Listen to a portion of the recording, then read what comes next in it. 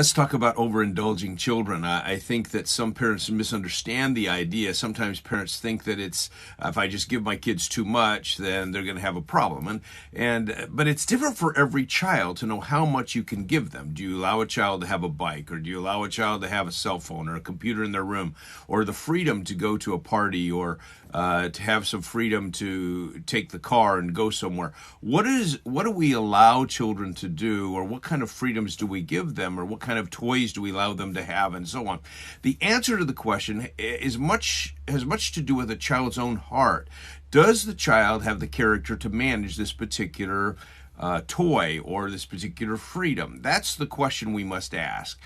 Just because other people have the privilege of cell phones doesn't mean your child at age 10 or 12 or 15 has the ability to manage that. So it's very important that children have the internal strength to manage the privilege that you're providing for them. It's especially obvious in electronics, because most children today don't have the integrity to manage the freedoms that they have. So they find themselves looking at inappropriate things on their cell phones, or they find themselves engaged in activity or texting and so on that's not appropriate, and it's just contributing to harm in their lives. So it's very important that parents be able to balance a child's internal strength with the privileges that they give them. I think giving children lots of privileges is a good idea if they can manage them. It's this idea that privilege and responsibility go together.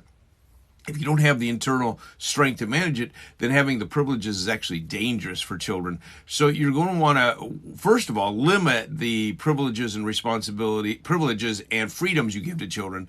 But secondly, we really need to work on the integrity that we give to our kids. And so strengthening integrity, that's the internal strength to match the challenges of life, even when no one else is watching.